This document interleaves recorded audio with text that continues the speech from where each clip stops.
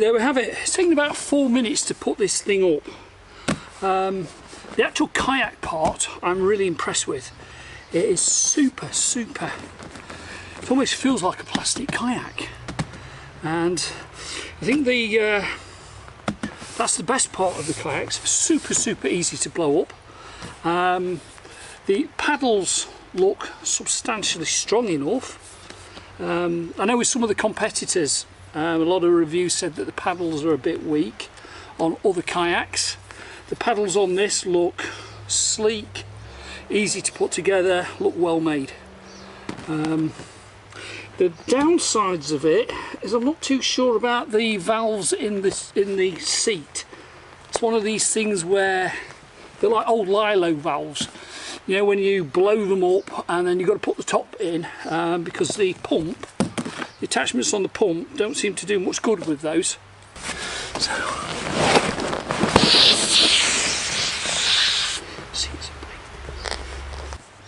So I ended up blowing them up by my mouth.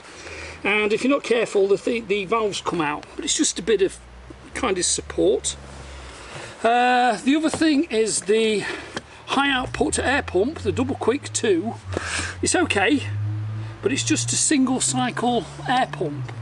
Now, as I said before, I've got to try and get this down and rolled up so it fits back into its natty little bag. Otherwise, it's a waste of time having the bag. I think it will do it, but I just think if you had a double stage air pump, you could get that last piece of air out of it. But we'll see when we take it to when we deflate it. So I'm actually quite looking forward to taking this out. Oh, the other thing that is a big bonus, and I've been looking on other kayaks, some more expensive, is this part, which is the skeg, which sits at the back on the bottom of the boat. The nice thing about this is it clips in, clips out. So when you're taking the boat apart, you take the skeg off it goes. A lot of the other boats have the skeg moulded into the hull. And the problem is with that is when it's on the ground, this is getting a lot of impact, bending, that kind of stuff, and it will break off. So for those of you who don't know what this is it helps make the boat point straight when you're paddling. So that's the skeg, and as I say, it's just nice because it just clips off and you can put it in your bag. So, but for $149 I think this thing is the biz. Yeah, so we'll take it out tonight and go and see what it does. Okay.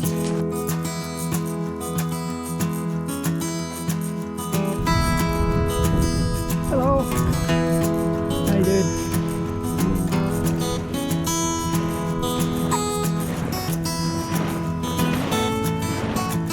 Okay, so I've got to try and do this with an element of coolness. I haven't done this for years.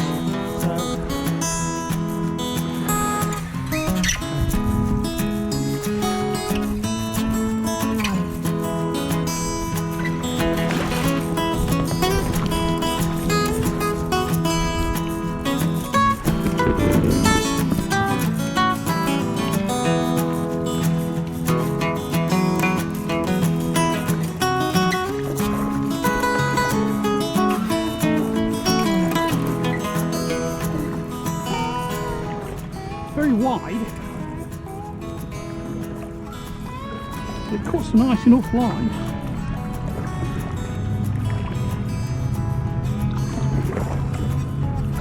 Oh, it's quite nice this. In fact, it's lovely. What's there not to like?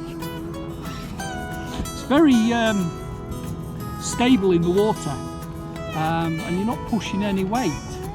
So it feels a lot different to rowing a plastic kayak actually. You have to put very little sort of paddle in to get to start propelling you forward.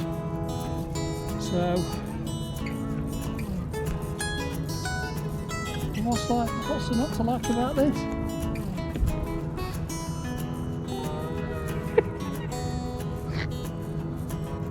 I can also, I forgot my sunglasses. Get much nicer than this. So yeah, super cheap, does its job. I think I'll be using this quite a bit.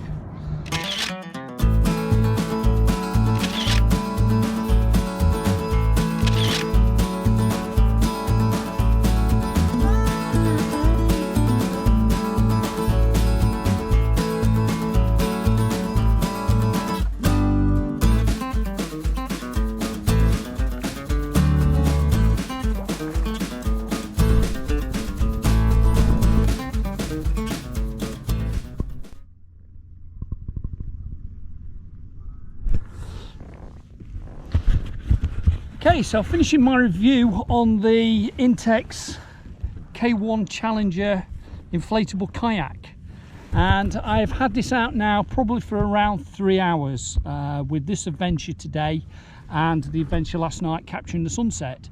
So I can finish my review and conclude by saying that this inflatable kayak is absolutely fantastic. This is wonderful. I can't really honestly pick much wrong with it, if anything. It's a little bit wet, but it doesn't matter because it's a warm day and I've got a wetsuit on, and who cares? I ain't got a spray deck on it, but I don't really need one, certainly in this environment. For the money, it is perfect. You've got very, very little outlay to get on the water and enjoy what everybody else is doing. It is sturdy. When you inflate it, you see how sturdy this thing is. It's not a flimsy dinghy like what you get off at the seaside in the gift shops. This is a whole different beast. It's incredibly good quality. It's, as I say, it feels sturdy on the water, and it's also light. It's very, very easy to carry around. Just sling it on your shoulder. The paddles have worked fantastically, and with the skeg on, it's kept a superb straight line.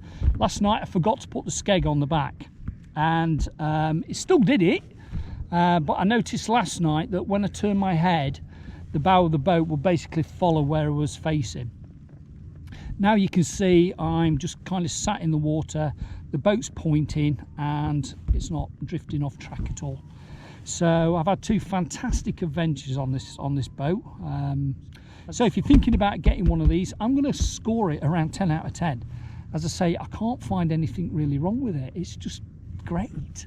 So if you're thinking about an inflatable kayak, by all means give this one a good view. And I can't honestly think what a more expensive kayak would give me over this. I mean, there are inflatable kayaks that go up $1,300, somewhere around there. What is that going to give me different to what I've been able to do with this today? As I say, these are on sale in Cabela's at the moment. Cabela's Canada for $149. If you look around on the internet, you might even get them cheaper. There is a little bit of an outlay. I would recommend that you get one of these shorty wetsuits just in case you're in the water, and it also helps you manage the bit of water that comes in the boat a little bit more comfortably, and of course your life jacket. Equally, these things are super cheap. So for, I don't know, $149, for around $250 outlay, you're going to get all the gear that you need to get out on the water and have a great time. So again, hope you enjoyed this video.